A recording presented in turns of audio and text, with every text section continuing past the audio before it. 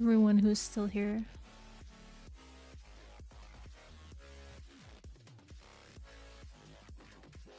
Guess I should get my book.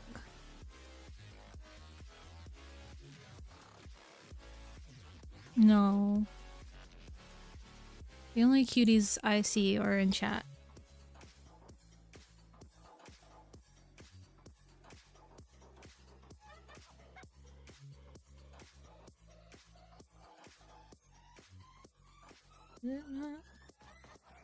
There we go.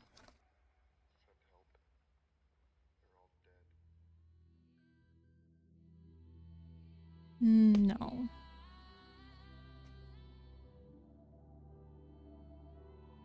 Who's left? I'll drag them back?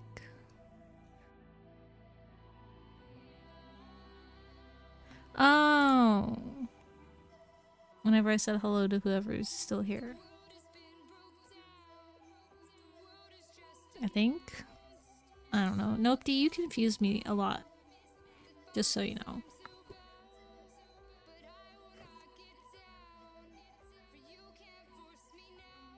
Wow, Mew. That's some rookie numbers.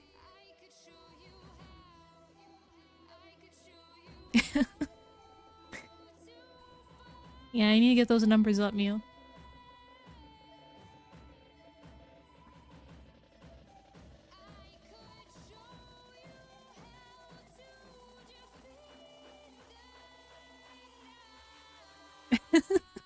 Good. I'm glad you confused yourself. Good job, Kenyel. Okay, we're on chapter 20. How long is chapter 20? No, how is that gonna help?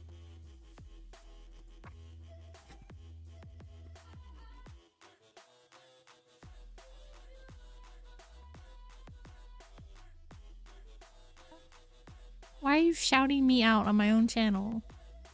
That shouldn't be allowed.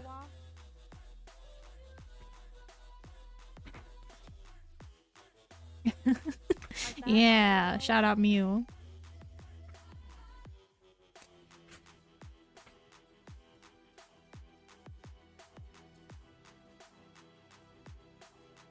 Oh, you like the RR like that?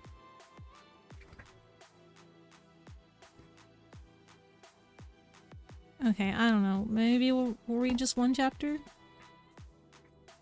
You know how long it takes me to get through it?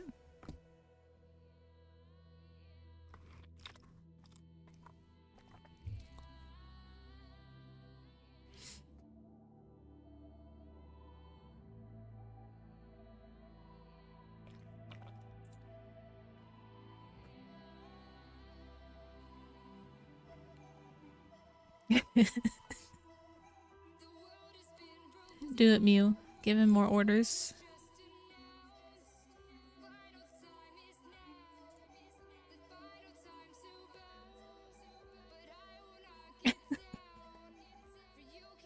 Alright, we're on chapter 20, which is in Arlo's point of view again. Hello, said Arlo to the middle-aged man who approached her counter. What can I get for you today? I forgot the timer. It's always something. Uh-oh. Mew, I think you're in trouble.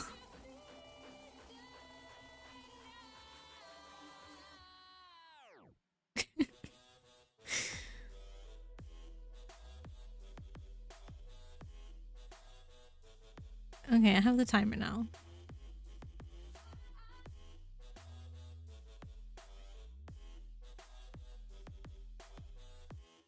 Be nice, you two.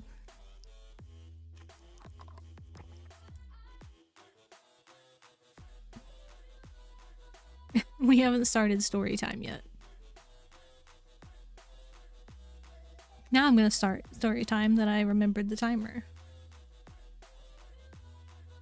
Hello, said Arlo to the middle-aged man who approached her counter. What can I get for you today? A latte.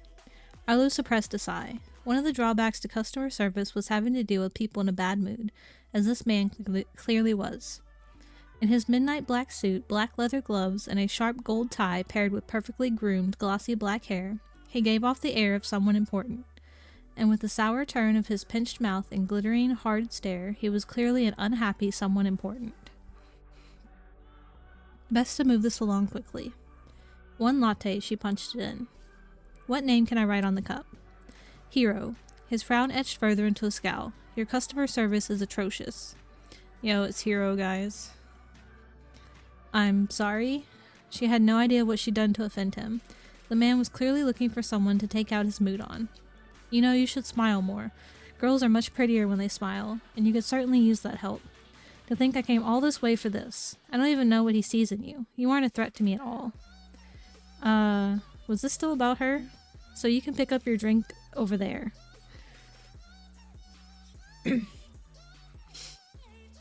That's all you have to say? Goodness, girl, I'm insulting you. Don't just... My dude, drawled a voice from behind the man. Methinks the lady doth say fuck off. Wow, that's amazing. Who said that? Arlo's heart tripped over its own beat. Her eyes grew wide. Her breath tangled up in her throat and caused her to choke on a cough. Because she knew that voice. Would probably never forget it for its haunting new role in narrating her previous night's nightmares. And when the man at her counter turned around, it was indeed Nausicaa standing next in line. Excuse me? Nausicaa beamed. Arlo hoped to never witness her do so again. It was more than a little terrifying to see such threat behind false cheer. You heard me. Pay for your drink and move along, asshole. It's my turn to terrorize the barista. You will regret talking to me like that. Should I? Promises, promises. Take your mood and go. The man continued to stare her down, long enough that Arlo considered flagging over one of the other staff. Nausicaa maintained her smile. It was no human thing. A hint of what lay behind her glamour bled through her image. A grin that split from ear to ear, crowded with vicious teeth, as though she could swallow the man down in shreds. You know, she added, the ghostly overlap of truth moving in sync with her lips. You should smile more. You'd be prettier if you did, and my ego's incredibly fragile. I rely on vulnerable people to validate my shitty existence.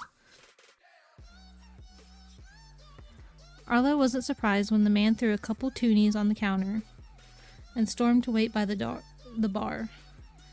What the fuck are toonies? Is that something they call money in Canada? Toonies? I've never heard that before. If Nausicaa had ever looked at her the way she was at him, Arlo would most likely pass out. One problem solved, but only to make way for another. Thanks, she blew out a breath in relief, then added, What are you doing here? She lowered her voice to whisper and bent across the till. Isn't the, hunt after you? Nausicaa shrugged. Probably. I don't know. Who cares? Listen, what time are you getting off work? Why? Well, she appreciated the rescue both now and back at the fairy ring. The trouble Arlo was in was still fresh in her mind. So too was her promise to stay out of any more, and trouble seemed to follow Nausicaa like a curse. I'd like you to come somewhere with me. Arlo was grounded. A not insignificant part of her was terrified of this exceedingly bold and vulgar girl. She spent a solid hour the previous night looking for any trace of something out of the ordinary on her chest and all over her body. She'd found no array, whatever that was supposed to look like. But that didn't mean Arlo wasn't now acutely aware that whatever had been piling corpses up in pieces on the news was apparently lurking right here in the city, using a reaper to hunt down people just like her. Arlo was so incredibly not brave, and on top of all this, her only gift appeared to be the ability to make bad situations worse. She didn't want to tempt her death or promise fate any more than she'd already done these past couple weeks. And yet, despite all the reasons to tell Nausicaa no, she still heard herself say, I'm done in an hour. Go with you where? I'm so glad you asked. There's a certain someone and his friend who'd like to meet you, and as it's incredibly beneficial to my interests to introduce you to them, I told them I'd see what I could do. So what do you say to making me one of those obnoxiously sweet unicorn frappuccinos, and I'll hang out until you're done and give you a few more details then. Yo, the unicorn frappuccinos are delicious. They should bring those back. No, Arlo's mind scolded. You have to tell her no. Whatever she's caught up in, it probably has more to do with that Philosopher's Stone's business. And the last time you went along with something she was after, you nearly got eaten by a reaper. Do you want to attract the attention of a serial-killing lunatic? You don't like coffee, Mew? What size? Her traitorous voice asked aloud. Fucking kill me. I don't think that's one of the options on my screen. Oh, it is. You call it venti. What? Why is venti fucking kill me?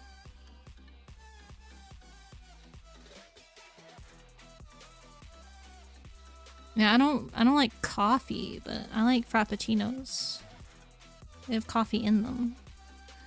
But I need the coffee taste drowned out by the sugar. Oh. I guess that makes sense. That's not that much sugar.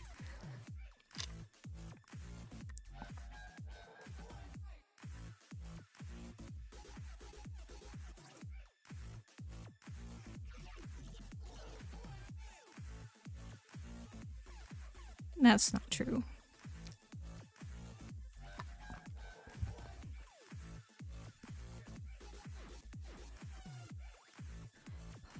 Arlo punched the order through. Nausicaa paid for it, dropped her change into the tip jar, and stalked off to wait for her drink at the bar.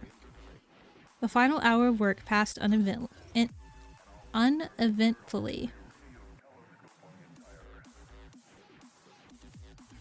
Oh, hi Pyro lurking.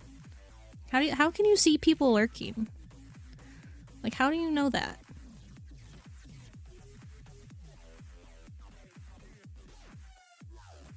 And now I've lost my spot.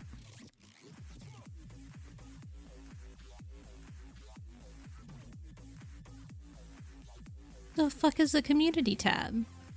Is that something in mod view that I never look at? Yeah, Pyro doesn't count. We're gonna call out Pyro any chance we get. Always call out Pyro. That's the rule.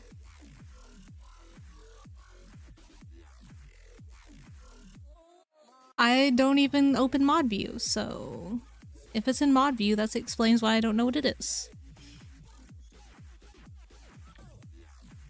Yeah, that's why we have to call them out, because they always count.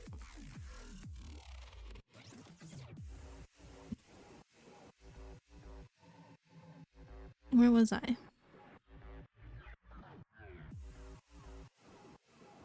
Arlo glanced Nausicaa's way often, where she sprawled in a chair by the window, because for some reason she could never sit normally in any seat, because she's gay, duh. Gay people can't sit in a seat normally.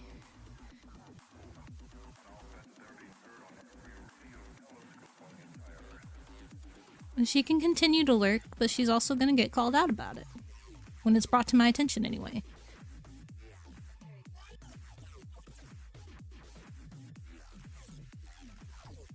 She nursed her brightly colored drink and passed the time on her massive teal smartphone, and only looked up when Arlo dropped into the opposite seat at her table, tired and sweaty and finally finished with her shift. So who's this somebody and his friend you want me to go meet with you and why? Vahan Lestern. Did you know he's here in Toronto today? Arlo stared. Vahan Lestern was prince of the Sealy faction of Summer, one of two royal families that reigned over the season the Sealy faction held its court in America, Nevada, if Arlo remembered correctly. The Unseelie faction was currently somewhere in India. That was all Arlo knew of him, apart from the rumors that boasted him as handsome as he was gifted with the electric element the Sealy Summer Fae commanded. No, I didn't. How did you find out? How did you even talk to him in order to set up this meeting? Shouldn't you be in hiding or something? More importantly, why does he want to talk to me? Honestly, I don't really know. He wouldn't say. We made a deal. I bring him you, and he'll tell me how he knows about Philosopher's Stones. She knew it. Arlo's heart clenched around resurgent fear. She wasn't a target, she reminded herself. She didn't have an array, and by Nausicaa's own admission, that was how the hearts she'd found turned into stones. But it occurred to Arlo then, as bad thoughts did when panic took the helm, that this might not be the only way. I definitely don't have a stone inside me, right? I'm not going to die, am I? That's not why he wants to talk to me, is it? Nausicaa waved her hand between them. No, you're alright. At least I think you are. I don't sense anything off about your magic. Don't have an array on you somewhere, do you? Arlo shook her head. That's the only way to make a stone out of a heart. The only way. She breathed a sigh of relief. Okay, but still, shouldn't I not get involved in this? I mean, for starters, I don't really want to. I don't know if you've noticed, but I'm not really the go-get-'em and adventurer type. And things tend to go terribly, horribly, very badly wrong whenever I get involved. Also, you said so yourself. Just because I'm not a target now doesn't mean I can't become one if I continue to stick my nose in this. These are all perfectly valid concerns, Arlo, said Nausicaa, setting down her phone to fold her hands on the table. I'm kind of hoping you'll ignore all that. You might not be the adventurer sort, but I don't actually know of anyone better suited to help in the situation. I'm also grounded, you know. I'll have you there and back in no time. I can teleport, remember? Just tell your mother you got held up at work or something. This won't take long. It's just a meeting. I'm not suggesting we run away to Vegas together. You also realize my mother is head of the magical community's top police force and can check like that to see if I'm taking advantage of loopholes to lie. Arlo snapped her fingers to impress upon Nausicaa how easy it would be for Thallo to confirm her fib. Leaning back in her seat, Nausicaa grinned. Yes, your ability to lie. So much potential. So little proper guidance. There's a lot I could teach you, Arlo. We'd make quite a team, you and I.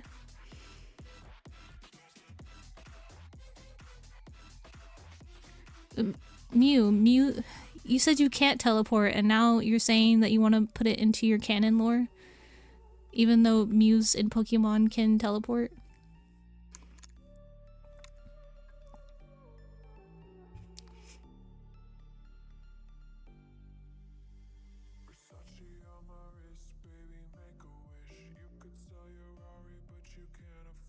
Okay, you're gonna learn how?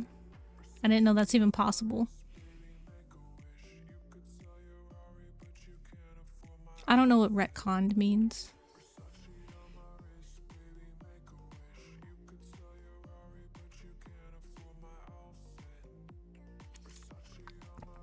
It's too big a word for me. I feel like teleporting is a lot more difficult than floating. There's a lot more going on.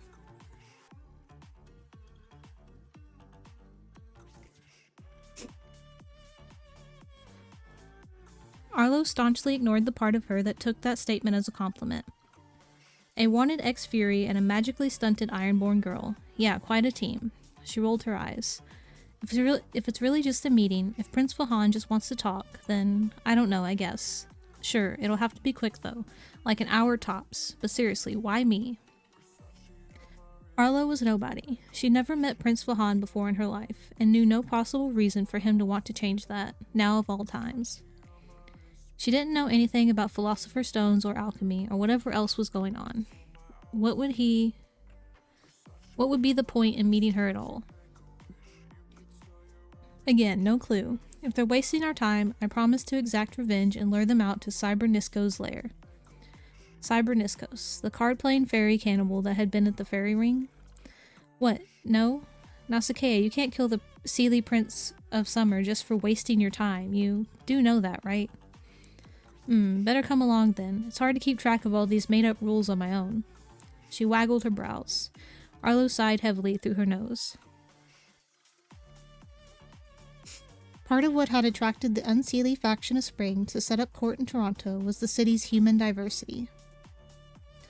As it was one of the most multicultural cities in the world, people from all over could make home within its many pockets and retain some semblance of their roots.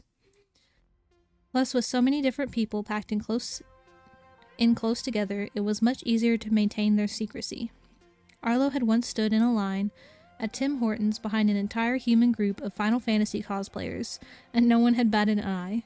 Their presence meant the ogre behind her, whose malfunctioning glamour revealed a glimpse of impressive tusks, went completely unnoticed. But the largest part for choosing here was pride. The Seelie faction of Spring held court in the English countryside. where carpets of emerald grass rolled like a sea over waves of hills, and everything turned profoundly green as soon as winter melted. Here in Toronto, a city whose winters could freeze quite harsh and summers could heat quite hot, claiming a place for spring was no small achievement. War had to be waged on an annual basis against the ice and snow that loved this country dearly, and any time their season won had to be used efficiently before high and humid temperatures could seal it for their own. The result was a majesty only unseelie spring could unfurl. Vibrant jeweled fields of tulip flowers, frozen lakes warmed sapphire bright, snow-capped mountains rose high into clear blue sky off along the western coast, and to the east, swaths of forest draped jagged, winding cliffs in verdant luxury. Spring was a wick already half burned by the time this region claimed it, but Azurian Lazuli Viridian hadn't come to wear his crown because he feared a challenge.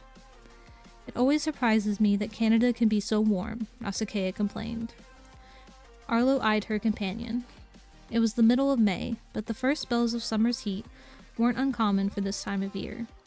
Arlo was already sweating in her work clothes, black skinny jeans and a matching black polo, but Nausicaa had to be dying in the exact same outfit she'd been wearing upon their first meeting. You could maybe lose the leather jacket. Excuse you, I can't just take something off. This is my outfit. Yo, she is gay. It's true, you can't just take off a piece of clothing, it makes the whole outfit. She pulled a look of extreme affront. Also, temperature doesn't really bother me. It was just an observation. I thought this place was mostly snow and plaid and maple syrup factories. Arlo shook her head. So where are we going? They'd teleported out of an alley close to her work and right into another on the Danforth, an arterial street that cut through what had come to be called Greektown. It was a thriving avenue, restaurants, businesses, and numerous pubs stacked one after the other. It was loud and always busy, no matter the time of day and well into the night, not exactly the first place she'd assume a visiting prince would go. Nausicaa led them to a crosswalk, weaving through the crowds of pedestrians like a plume of smoke. That, over there. She pointed to a shop across the street. What, Chorley's Curiosities? Arlo frowned. It looks like a pawn shop. Ah, but you already know what looks can be deceiving in the magical community. Chorley's Curiosities was a narrow slip of a building slotted in between an old used bookstore and a small Slovaki restaurant. I've never seen that word spelled before. Its sunflower yellow paint had faded, peeling in many places, and the grimy front windows were plastered with various signs and old newspapers, and were crowded with bits of the wares its innards had to trade. On its equally shabby pine green door hung its hours of operation, which apparently did not extend to the weekend. It says it's closed, Arlo observed when they reached their destination. Nausicaa ignored the comment. She knocked on the door. It opened the opposite way Arlo expected, swinging inward at its hinges instead of the handle. And what lay on the opposite side left her stunned.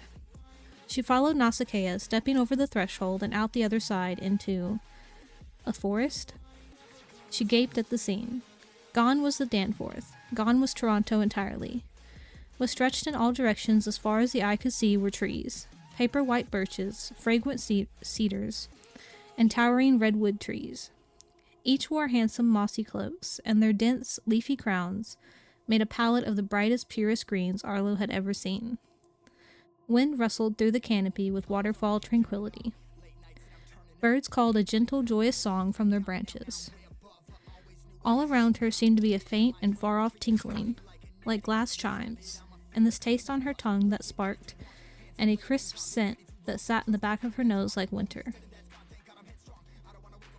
Arlo had gone on many hikes with both her parents through some of the most beautiful forests this part of the world had to offer, but never had she been here. The stillness that stretched through this wood was a magic so ancient she felt it deep in her bones. But it was so peaceful, so restorative, so good, that more than anything else, Arlo wanted to sink into the sea of bluebells, carpeting the floor and never leave. The High Wraith? said Nausicaa. Her tone held something suspiciously like reverence. It was softer than Arlo had ever heard it. What's that? Arlo asked drowsily. The longer she stood in this forest, the better she felt. It soothed every ache like a balm on a burn she didn't know she had, but the effect was a little intoxicating. What's a high wraith? Nausicaa turned to face her. Where Arlo was certain she looked as lethargic as she felt, there was a wild glint in Nausicaa's wildly dilated eyes, and a noticeably unnatural alertness about her. Each of her words and movements were executed with a care suggesting great restraint. But from what? Arlo couldn't summon up the energy to chase the thought. It's what this place is called. Think of it like a vein that runs through all the worlds, connecting them together. All the worlds? As in universes? Plural? There are others? Nausicaa hummed, nodding her head in slow affirmation. Arlo turned back to surveying the forest. A lazy ribbon of mist curled through the trees, winding its way deeper into the forest depths. In certain pockets, the ground seemed to move, trees and bluebells tilting side to side as the earth beneath them heaved, swelling and deflating, working like a set of lungs. It's breathing. Well, it's alive, isn't it? The High Wraith is the birthplace of magic, the good old-fashioned pure stuff, which is why you're probably feeling a bit loopy right now, standing around like this, breathing it in. This is where magic was born? Wonder claimed her fascination, and suddenly the forest seemed too vast to comprehend. Like gazing into an endless pit, large enough to swallow a mountain, or standing at the foot of a building so tall it disappeared into the clouds. Nausicaa snapped her fingers in front of Arlo's face, and Arlo blinked through her daze. Come on, time to go. This place is specifically designed to strip immortals of their inhibitions, and it's wild domain. Hunters come here to party. I'd hate to lose my cool and accidentally kill you. She turned back around, and Arlo, surfacing quickly from her daze, did too, somewhat wearily after such a statement. The door through which they'd entered the forest stood there still, along with the rest of Chorley's curiosities, exactly as it had been on the Danforth, except in far better condition. The paint was new, the windows clean, and gone were the trinkets obscuring their view. Through the glass, Arlo spied a collection of people that hadn't been there before. Nausicaa knocked again on the door, and inward again it swung, this time the way it should. Together they stepped into the shop, and when the door snapped closed, Arlo felt suddenly sucked into life and sound and movement. The inside of Chorley's Curiosities was a charming construction of polished, dark-stained wood and quaint, rustic furniture. Off to the right was a homey space filled with beige sofas and antique tables, all arranged in front of a currently unlit pale stone fireplace. The left of the shop was devoted to shelving units stuffed with odds and ends, the price tags on each a clear indication that everything there was for sale. At the center of the room sat a solid mahogany desk with numerous people gathered around it, deep in conversation. Arlo stared. The people weren't human, not fully at least. There was a small and supple Lycid woman, her hair a glossy black and eyes so light a gold they were almost white. Beside her was an older Cid man, though she didn't need his sapphire flesh, pointed ears, and avian sharp features to discern this. The Fae was someone Arlo recognized. Lacan, head of House Odadola, one of the High King's favored families. Lord Lacan, she shot quickly into a bow. Lacan turned, his expression closely guarded until he too realized who stood across from him. Arlo Jarsdale? The room seemed to freeze.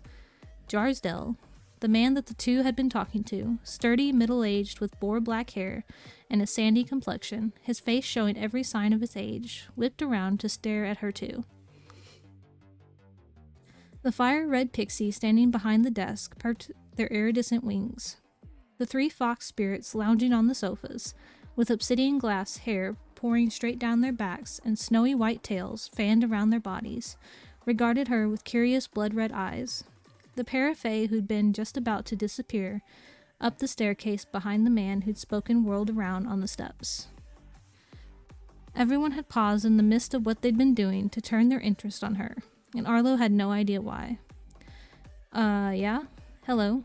She gave an awkward smile to the room, clutching the strap of the tote bag she carried even tighter. Nausicaa, said the black-haired man, his tone turning severe. What game is this?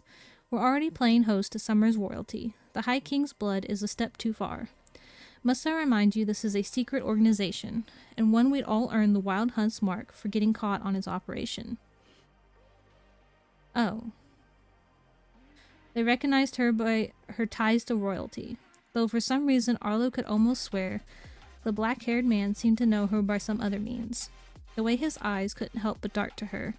Human eyes, but the point to his ears said he was most likely Ironborn.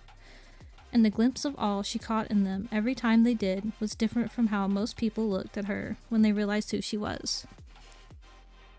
Nausicaa snorted.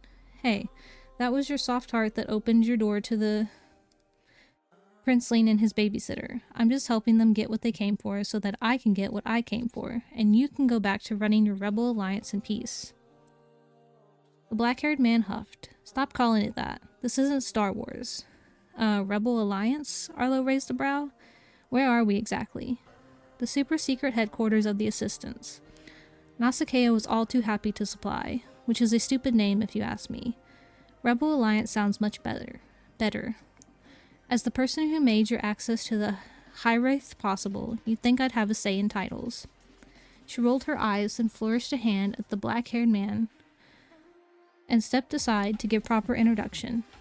Anyhow, Arlo Jarsdale, meet Nikos Churley, founder and facilitator of the largest magical organization devoted to interhuman and folk cooperation. I don't know what's going on with this meeting. It's interesting to start seeing all the characters intertwine with each other. I have to go to the bathroom, like, really bad. So, real quick, I'll be right back.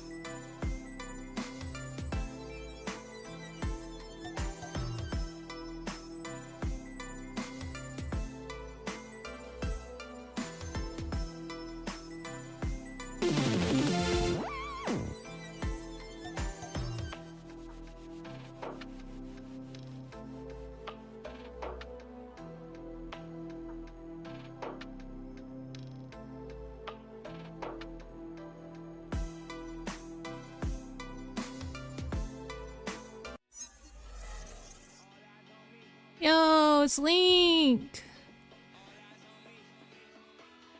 Link, you came in just as I had to go to the bathroom.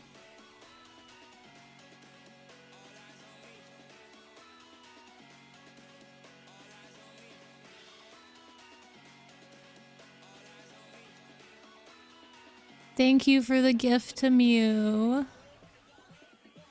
I'm still catching up on chat.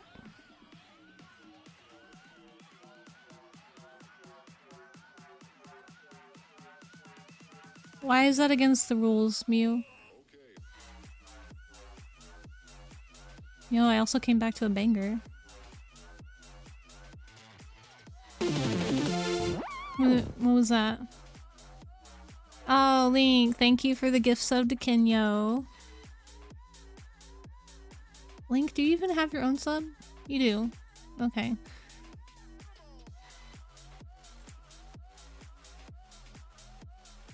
No, if you want to spend money, give it to the Trevor project. That's where you should be putting it, not me.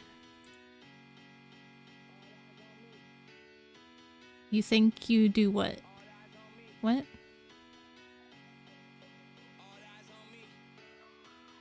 Oh, you think you do. Yeah. Yeah, that's why I didn't realize you had one, because it's the founder badge. So I didn't recognize it at first.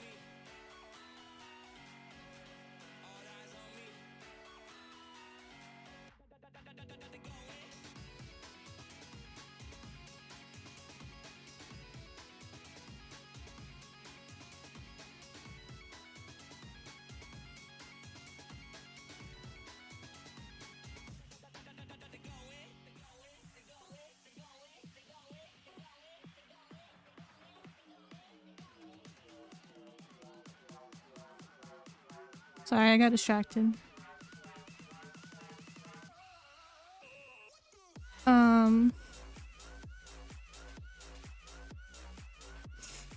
Mew, when are you ready to play Fall Guys?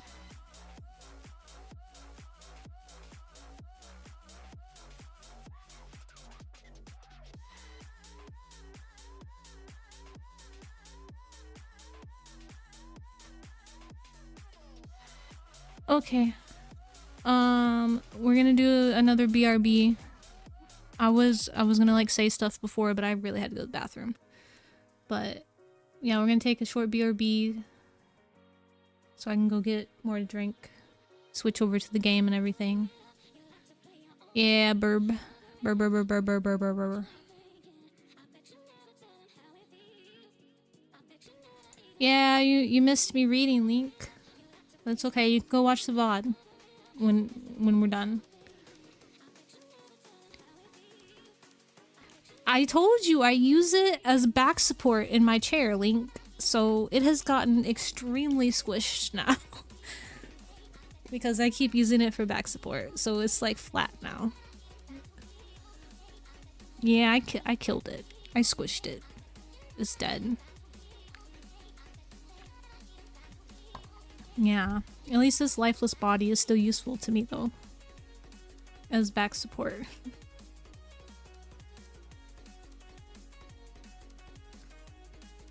Yeah, no, another quick burr, so we can switch over to Fall Guys.